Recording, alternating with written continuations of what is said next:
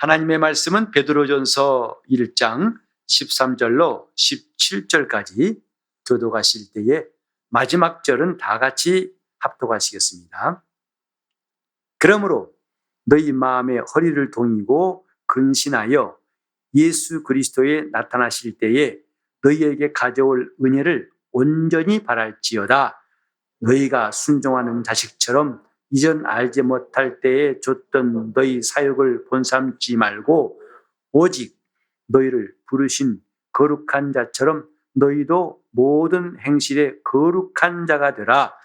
기록하였으되 내가 거룩하니 너희도 거룩할지어다 하셨느니라.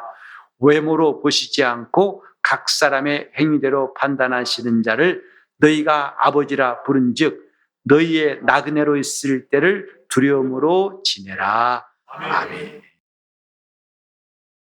오늘도 주님을 경외하고 주님을 사랑하는 마음으로 예배하는 여러분의 심령 가운데 은혜와 평강이 가득하고 지칠 줄 모르는 열심과 하나님의 권능이 함께 하시기를 예수 이름으로 축복합니다. 아멘. 부활절을 지난 다음 주일입니다. 교회에서 신앙생활하는 것이 자칫하면은 습관적이 되기 쉽고 의식적이고 관념적이 되기 쉬운 것, 이것이 우리의 삶인 것 같습니다. 그래서 그냥 습관 따라 처음에는 마음을 기울여 찬송하고 기도하고 봉사하더니 어느 순간부터는 그냥 말은 말대로 가고 내 마음은 마음대로 떠도는 것 같은 느낌을 가질 때가 있습니다. 부활이란 소식이 엄청난 소식 아니겠습니까? 죽은 자가 살아나는 것. 그것도 죽었다 깨어나는 것이 아니고 완전히 다른 몸으로 사는 것이란 말입니다. 썩을 것으로 심고 썩지 아니할 것으로 살고 육의 몸으로 심고 신령한 몸으로 사나니 욕된 것으로 심고 영광스러운 것으로 다시 산다고 성경은 부활을 이렇게 말씀했습니다. 우린 죽음이 끝인 줄 알았는데 예수 믿고 나서 죽음이 끝이 아니라 부활이 있다는 것을 알았고, 그런데 부활을 우리가 왜 그렇게 소중히 여겨야 되는가에 대해서 오늘 생각해 보려고 합니다. 그럼 부활이 끝인가? 아니다. 왜냐하면 예수께서 죽은 자 가운데서 사흘 만에 부활하셨을 때 주님이 왜 부활하셨을까요? 30여 년 사신 그 생애가 짧아가지고 아쉬워서 좀 더 사시려고 부활하신 것은 아닐 거예요. 그래서 주님은 부활하신 다음에 40일 동안 이 땅에 계시다가 많은 사람이 보는 앞에서 하늘로 올리우셨어요. 이것을 미리 말씀하셨죠. 요한복음 14장 1절로 3절, 4절까지 보면은 내 아버지 집에 거할 것이 많다. 내가 너희를 위해서 초소를 준비하러 간다. 다 준비하면 다시 와서 나 있는 곳에 너희도 있게 하겠다. 그리고 하시는 말씀이 내가 가는 그곳에 그 길을 너희가 알리라 하셨어요.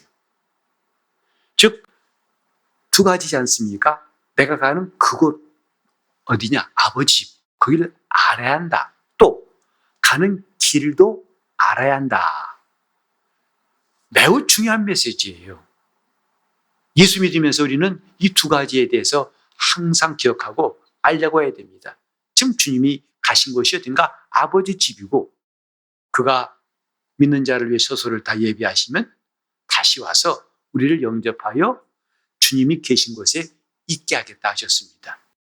다시 말해서 주님이 부활하신 것이 이 땅에서 조금 더 사시기 위한 뜻이 아니었음을 우리에게 보여주신 거죠. 따라서 성도들이 부활한다는 것, 오늘 저와 여러분들이 부활한다는 걸 좀 믿으신다면 우린 이게 끝이 아니라 이것으로 또 이어지는 무엇이 있다는 것을 봐야겠다 이 말이죠. 예수 믿은 다음에 우리가 깨달은 게 뭐냐면 우린 금세가 전부인 줄 알았습니다. 이 세상, 태어나가지고 몇십 년 사는 이 세상이 전부인 줄 알았는데 주님은 금세와 내세라고 말씀하시면서 이게 끝이 아니라 그 다음에 내세가 있다는 것을 말씀하셨어요. 그리고 아버지 집이라는 그 영원한 처소도 말씀하시고 우리가 그곳에 갈 소망을 주셨고 그래서 주님을 따르는 사람들은 그분과 함께 그곳에 영원히 살 것이라는 성경의 가르침이 기독교의 중요한 핵심이 되고 있습니다. 예수님의 부활, 이것이 정말 신자들을, 오늘 저와 여러분들을 흥분하게 만들고 감격스럽게 만드는 사건인가? 아니면 1년에 한 차례씩 행사하는 기념 행사인가? 교회의 모든 절기라는 것은 일회성이 아니고 계속되는 것들을 기억시키는 것이 절기예요. 부활절은 1년에 한 번 있지만 그것은 지금 기억시키는 것이지 하나님의 일은 계속된다는 사실이죠. 그런 점에서 우리는 궁금한 게 뭐냐면 왜 부활인가? 왜 우리는 부활을 사모하고 소망하는 것을 놓지 말아야 되는가? 오늘 그걸 좀 보려고 합니다. 이 본문에 보면 뭐라고 했냐면 너희가 나그네로 있을 때에 두려움으로 지내라고 베드로가 말했습니다. 물론 이 너희는 믿는 사람들이죠. 예수 그리스도를 구주로 모신 사람들이에요. 오늘 저와 여러분도 포함되는 거죠. 근데 그들을 향해서 나그네로 있을 때라고 말했어요. 성경에 나그네란 말이 의외로 많더라고요. 찾아보니까 적지 않습니다. 나그네 혹은 행인 혹은 객이라고 할 때 이 단어도 찾아보면 참 많이 나오더라고요. 그런데 이런 고백을 한 사람이 한두 사람이 아니고 정말 놀라울 정도로 많아요. 그래서 우리가 잠깐 성경을 좀 찾아보기로 하겠습니다. 성경 보면은 이제 창세기부터 우리가 볼 터인데 아브라함이 말했어요. 창세기 23장 4절 보시면 나는 당신들 중에 나그네요. 이 말은 지금 아내 사라가 죽었을 때에 그 매장지를 얻기 위해서 아브라함이 말한 것 중에 하나거든요. 뭐라고 그랬어요? 나는 당신들 중에 나그네요, 거류하는 자입니다. 이 거류한다는 게 뭐냐 하면 거기에 터를 잡고 산다는 사람이 아니고 잠깐 머무는 사람이다 이 뜻이에요. 아브라함은 자기를 향해서 나는 나그네요 그랬어요. 당신들은 이 땅의 주인이지만 나는 나그네요. 그 다음에 창세기 47장 9절에 보면은 야곱이 한 말입니다. 드디어 자기 자손들 70명을 데리고 애굽 왕 바로 앞에 섰을 때에 네가 누구냐 어떤 사람이냐 물어보니까 야곱이 답한 말이 이거예요. 뭐죠? 내 나그네의 길의 세월이 130년입니다. 내 나이가 얼마 못 되니 우리 조상의 나그네 길의 연조에 미치지 못하나 험악한 세월을 보냈나이다 라고 말했어요. 야곱도 자기의 인생길을 나그네 길이라고 그랬어요. 나의 나그네 길, 130년 동안의 나그네 길이다 라고 말했습니다. 그런가 하면 모세는 출애굽기 2장 22절에 이렇게 말했죠. 그가 드디어 아들을 낳았어요. 그때 굉장한 의미를 부여하고 영광스러운 뜻으로 이름 지은 게 아니라 게르솜이라고 이름 지었는데 그 게르솜이란 말은 뭐냐면 거기 나그네가 되었다 이 뜻입니다. 거기서 나그네가 되었도다. 자기의 삶의 중요한 부분을 그렇게 이름 지었어요. 아들에게 준 이름이 그렇습니다. 모세도 자기가 지금 나그네라는 신분을 아들의 이름을 통해서 드러내고 있습니다. 그런가 하면 하나님께서 출애굽기 22장 21절에 이제 이스라엘 자손들을 향해서 너희도 애굽 땅에서 나그네였다. 그러니까 이방 나그네를 압제하지 말라, 학대하지 말라 하고 율법으로 명하신 거죠.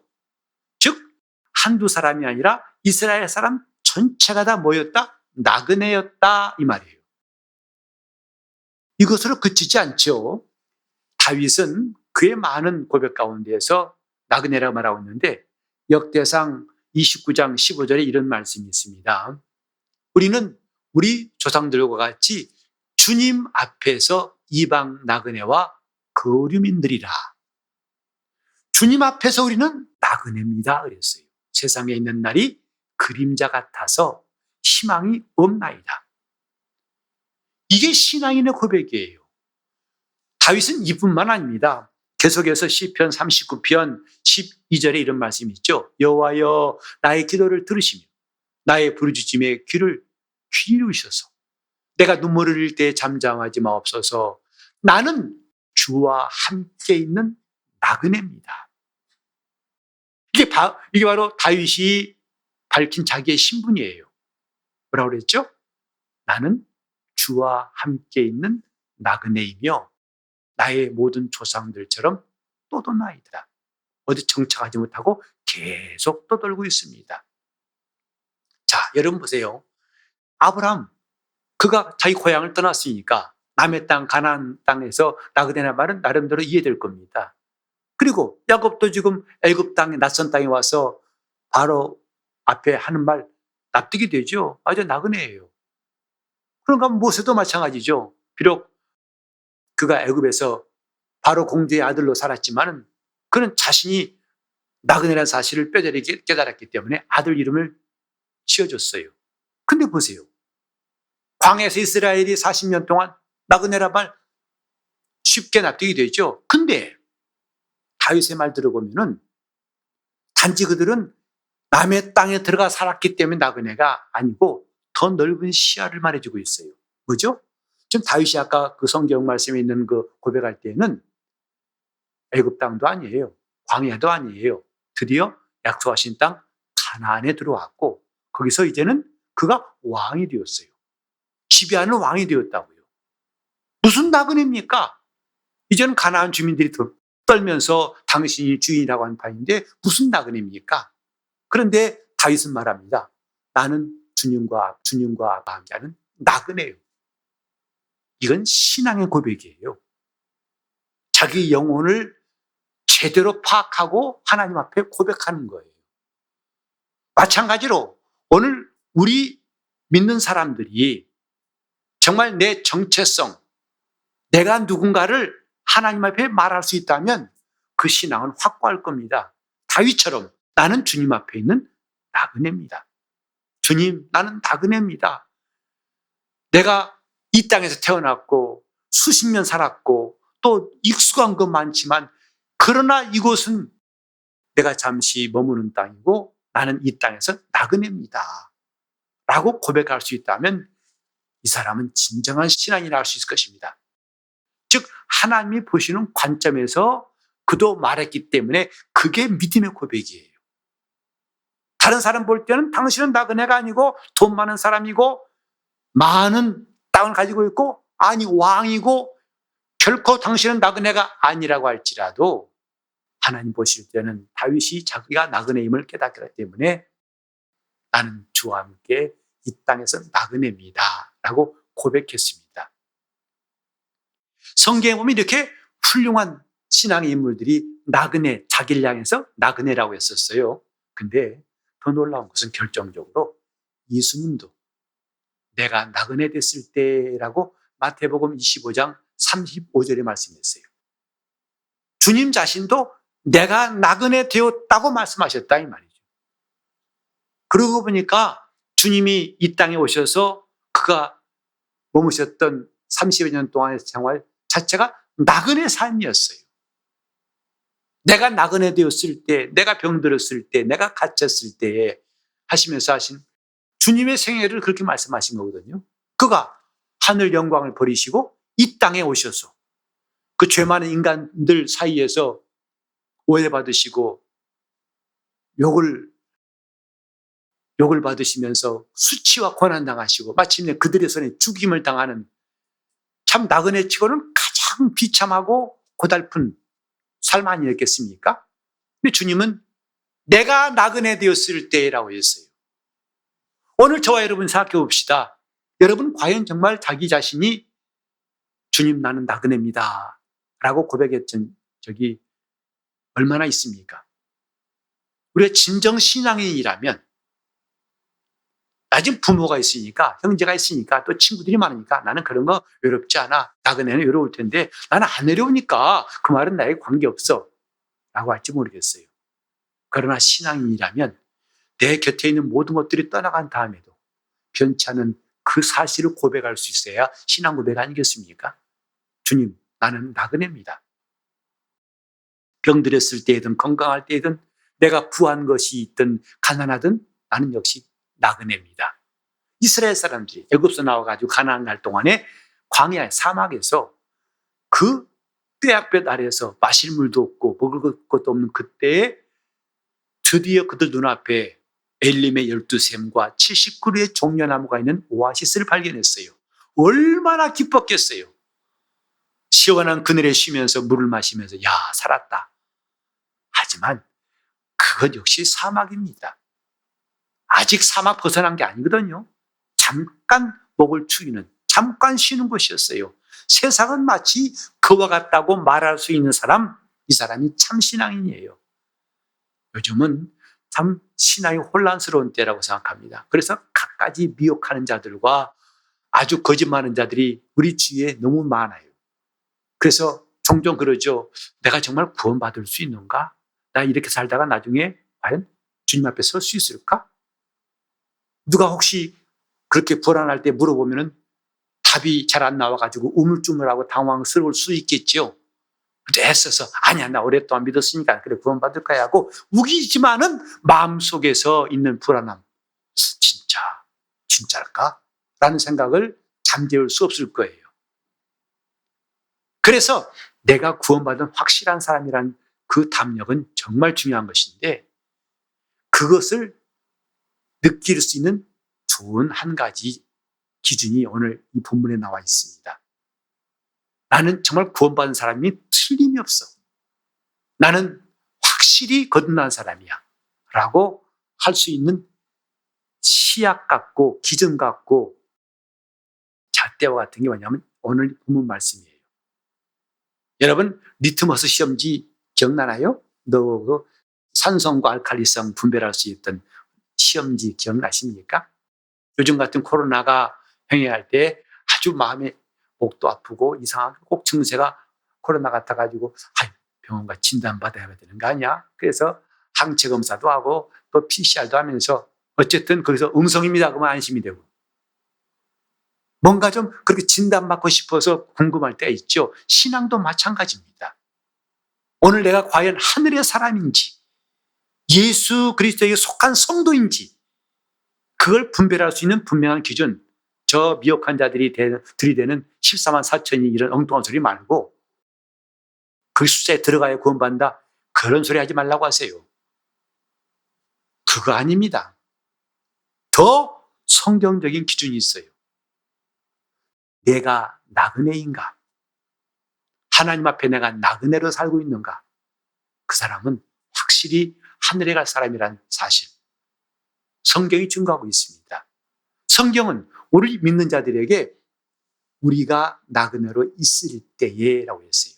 즉 성도가 이 땅에 머무는 시간을 이렇게 말하고 있어요. 나그네로 있을 때. 아까 믿는 사람들이 나그네라고 했던 말들을 몇 번 찾아봤지만 이 외에도 나그네에 관한 말씀이 꽤 많아요.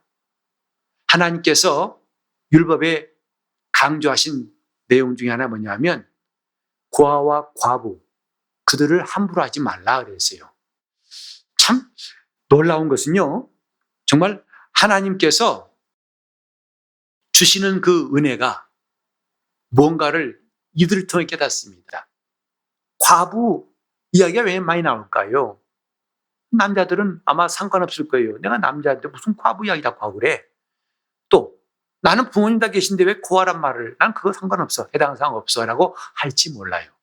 하지만 하나님이 고아와 과부 편이라는 말씀은 깊은 뜻이 있어요. 고아는 뭐죠? 자기를 보호할 부모가 없어요. 과부는 누굽니까? 자기를 지켜줄 남편이 없어요. 그래서 억울함을 당하고 불쌍하고 정말 어디 가서 자기의 사정을 말할 데가 없는 불쌍한 사람들이에요. 이것은 단지 고아와 과부가 되라는 뜻이 아니라 하나님을 떠난 인생이 고아와 같고 과부와 같다는 말씀이죠. 하나님을 떠나니 누가 도와줍니까? 원수가 찌찌꼼 그들을 괴롭히려고 할 때 누가 거세게 그들을 뿌리치고 도와줍니까? 하나님을 떠난 인생이 그와 같다는 것.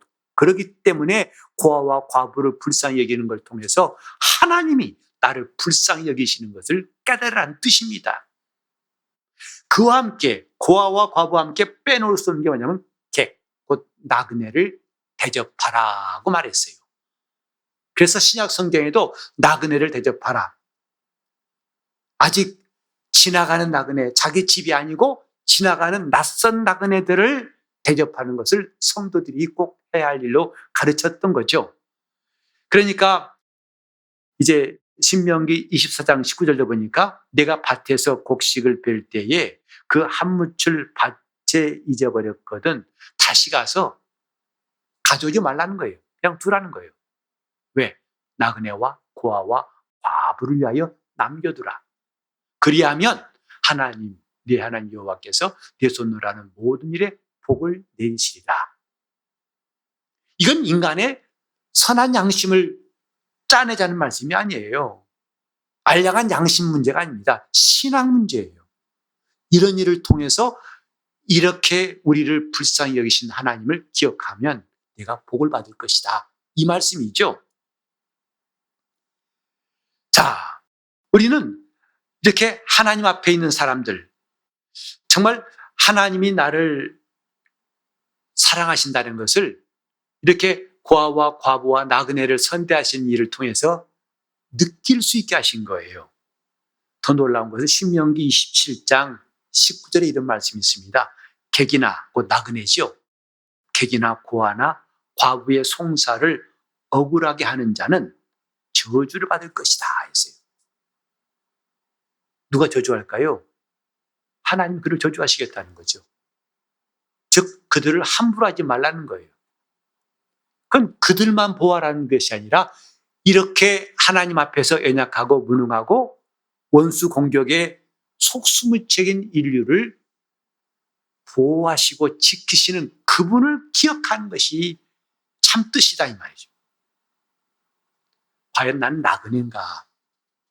오늘 우리는 다른 사람과 함께 듣는 이 시간에 난 나그네라고 또 해야겠지만 나 혼자 있을 때 그분과 나만의 시간에서 주님 나는 다윗처럼 주님과 함께하는 나그네입니다.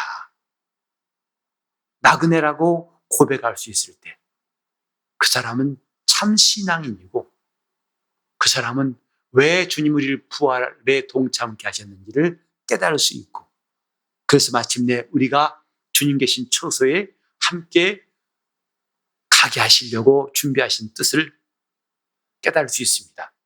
나그네, 나는 나그네로라. 그건 자기의 처지가 초라하다는 걸 말하라는 게 아닙니다. 내가 비참하고 가난하고 힘들고 어렵다는 것, 그것의 대명사로 나그네가 아니라 하나님의 눈으로 본다면 그 나그네는 내 영혼이 이 땅에 사는 동안에 내 신분이고 내 정체를 제대로 아는 말이다 이 말이죠. 이렇게 성경은 우리가 나그네로 살 것을 말씀했는데 그러면 어떻게 해야 우리가 나그네로 있을 때처럼 살 수 있을까? 나그네는 한마디로 말하면 집 떠난 사람이죠. 여러분이 여행 가는 거 생각하면 늘 가슴이 설레지 않습니까? 그래서 여기에만 가도 설레고 공항만 가면 마음이 설렙니다. 비행기 타고. 사실은 근데 또 한 가지 잊지 말할 게 있어요. 집 떠나면 고생이 띠다. 좋은 것이 없어요. 집만큼 편안한 것이 없고 집만큼 만족한 것이 없습니다. 비싼 돈 들여서 내 집같이 편안한 곳이라 해서 좋은 방 써봤자 그거 그래도 집 생각은 막을 수가 없습니다. 집 떠나면 다 고생입니다. 나그네끼리란 것은 고생을 피할 수가 없는 거예요. 만족할 수가 없는 것이 나그네끼리예요. 나그네가 배불리 먹고 나그네가 잘 자고 나그네가 편안하고 나그네가 즐거움만 가득하다면 그 나그네는 할만할 것입니다만은 일단은 아무리 좋은 여행이라도 갔다 오면 피곤하다는 것 부인할 수 없죠. 그 오랫동안 한 2주 넘게 해외여행 갔다 와서 난 볼 때는 이야 아주 엔돌핀이 팍팍 돌고 정말 아니요. 시차 때문에 많이 고생합니다. 피곤합니다.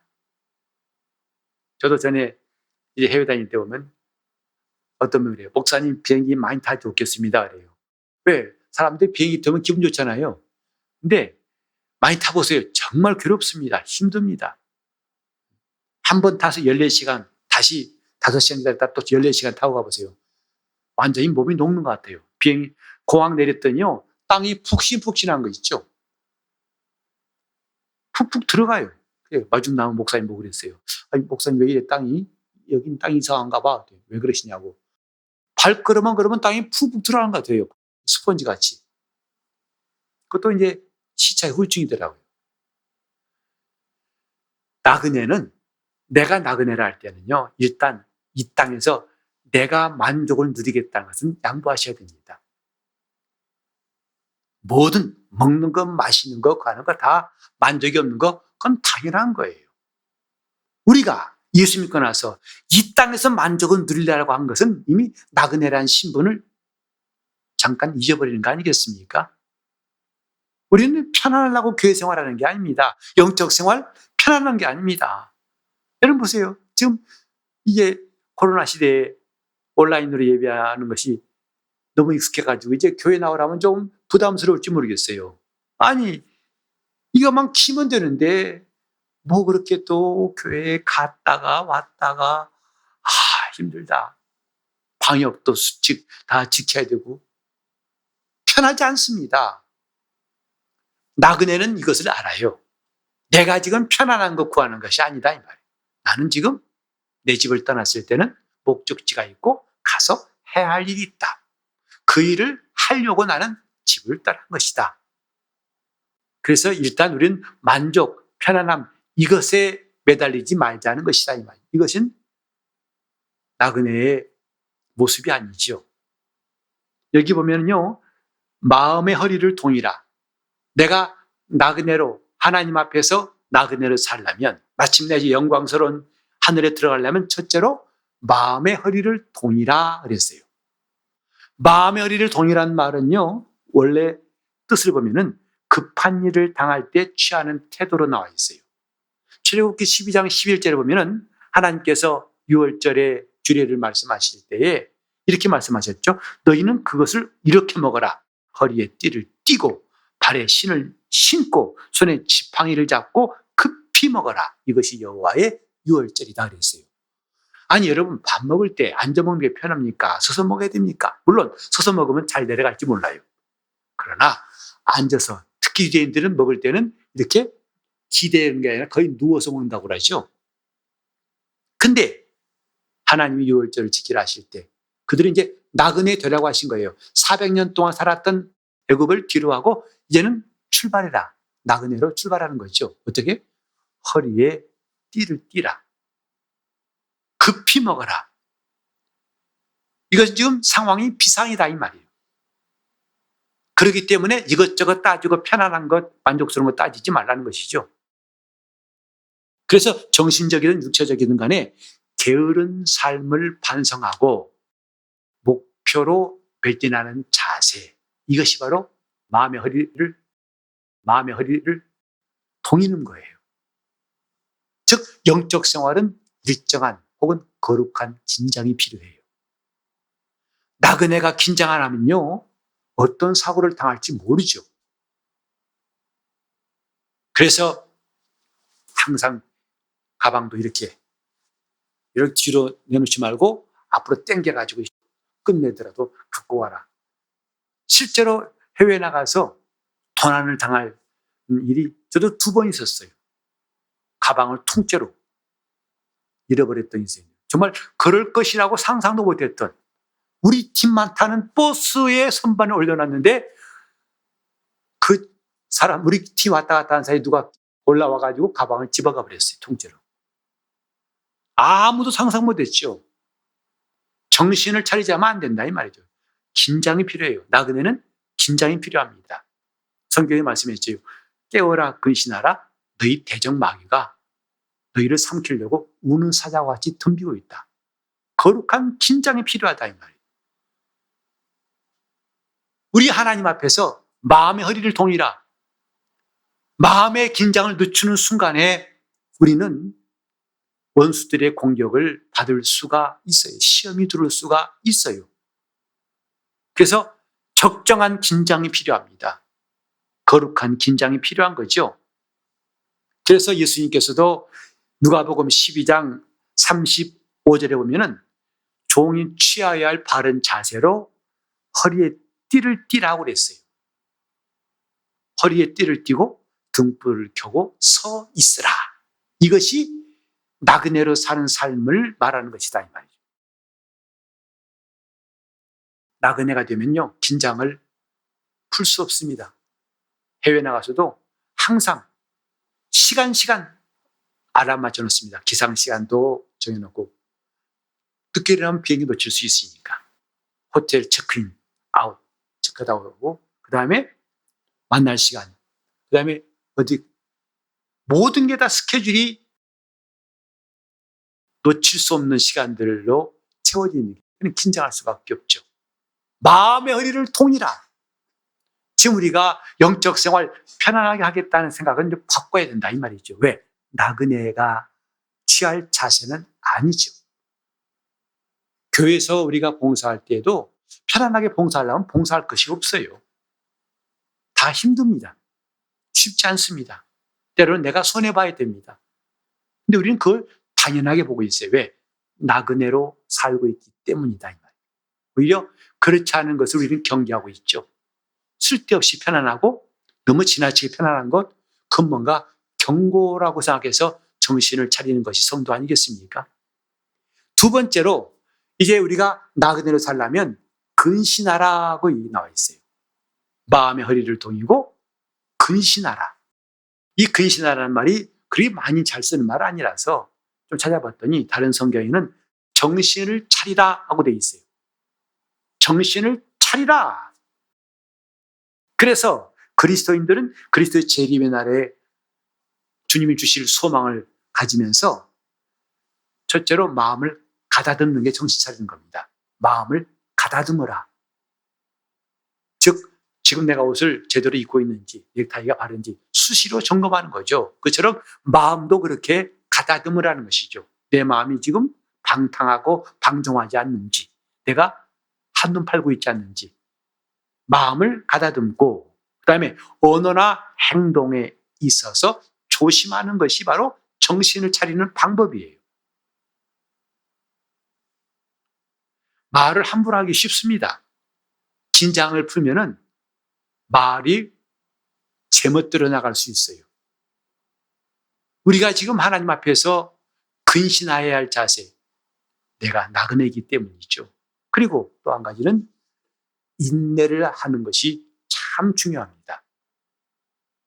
이것은 예수를 안 믿는 사람들도 이 땅에 살면서 깨닫는 거 아니겠습니까? 참아야 된다는 것. 그건 안 믿는 사람도 똑같이 말합니다. 하지만 우리는 다른 게 아니에요. 다른 것이 아니라 하나님 말씀에서 떠나지 않기 위해서 오래 참으라는 거죠. 그 말씀을 버리지 않으려고 오래 참으라는 거예요.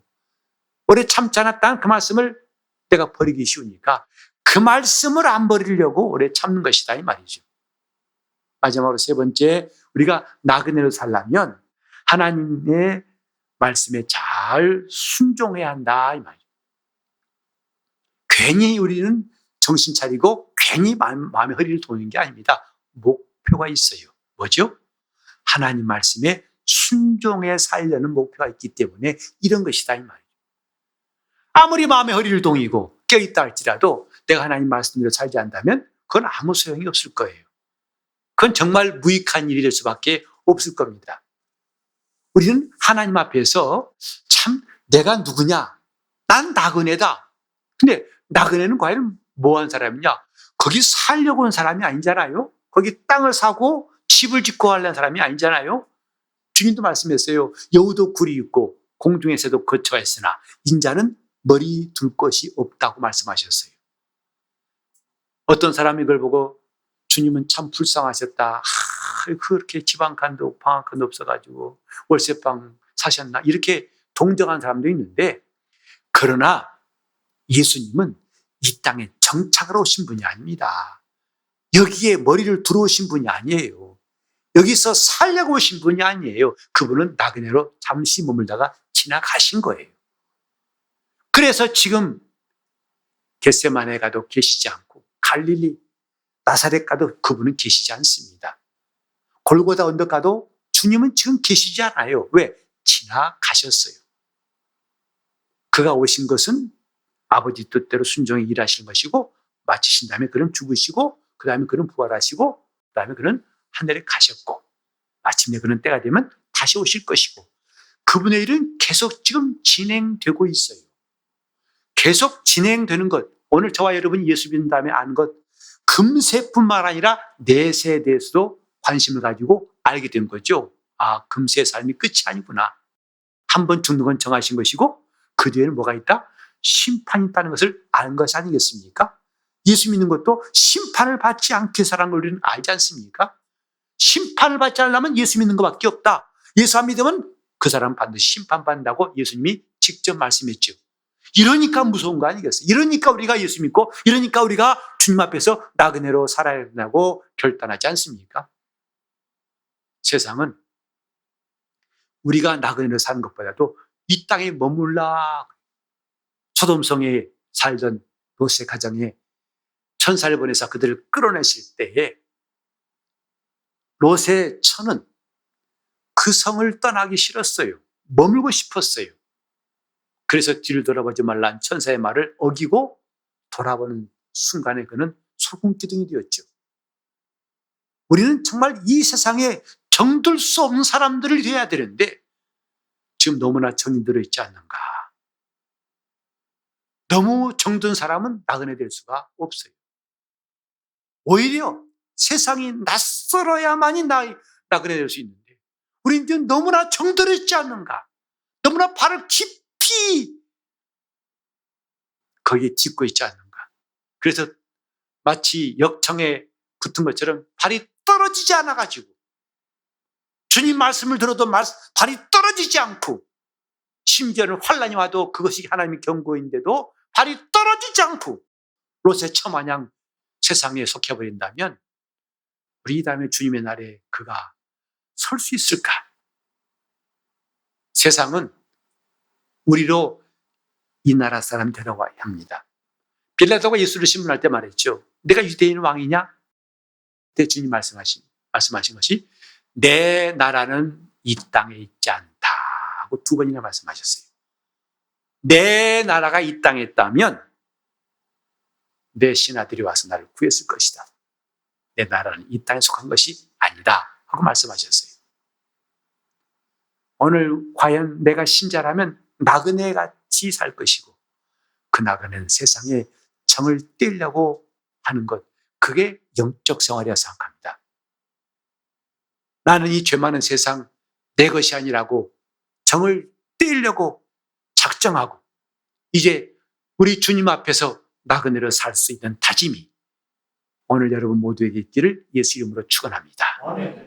예배할 때에도, 주님 앞에서 순종하고 섬길 때에도, 주님을 따라갈 때에도, 예수 이름을 증거하고 봉사할 때에도 나는 주님을 따라할 수 없는, 이 세상에 정들 수 없는 주님과 함께하는 나그네로 살겠습니다. 주님, 내 마음을 이 시간 바로 잡을 수 있도록, 내 마음이 결단할 수 있도록, 나 좀 주님을 향해서 눈을 뜨고 주님만 따라갈 수 있도록 내가 주님 앞에서 이 남은 생애 동안 나그네로 살게 해달라고 통성으로 기도하시겠습니다. 하나님 아버지, 우리가 믿는 자라지만 하늘에 속한 자인지 이 땅에 속한 자인지를 돌아보는 시간들이 점점 많아지게 도와 주시옵소서. 어느새 내가 세상 세파에 찌들려서 그 풍파에 밀려가지고 주님과 멀어진 일이 없는지, 주님 앞에서 나그네라 고백했던 신앙의 사람들처럼 비록 우리가 부하든지 가난하든지 어렵든지 형편이 좋든지 그건 잠깐 동안 사막 가운데 오아시스 같은 환경일 뿐이요. 여전히 이곳은 내가 머물 것이 아니라 우리 주님 나라가 내가 머물 것임을 고백하게 도와주시고, 주님, 우리는 주님께 마음을 옮겨놓기를 수시로 할 수 있도록 세상에 너무 깊이 발이 빠지지 않도록 도와주시옵시고, 세상이 오히려 낯설게 보일 수 있는 진정한 나그네가 되게 하여 주셔서 주님 정신을 차리고 깨어있어 주님 앞에 또 주님을 의지하는 시간들 우리 성도들 모두에게 허락하여 주시옵소서. 주님 말씀이 들려오게 하시고 주님의 음성을 듣고 기뻐 따르게 도와주시옵시고, 이제 하나님 말씀 앞에서 정직한 거짓말을 버리고 정직한 심령으로 서기 원하는 것이오니 도와주시옵소서. 주님 앞에서 나그네로 살기를 작정하는 이 시간 우리 성도들을 다 붙들어 주시옵시고, 어린아이부터 어른까지 한 사람도 세상에 빠져서 주님 나라 가지 못하는 어리석은 사람이 없도록 주여 발걸음을 내딛는 이 시간 주여 도와주시옵시고 이끌어 주시고 역사하여 주시옵소서. 예수 이름 받들어 기도 올리옵나이다.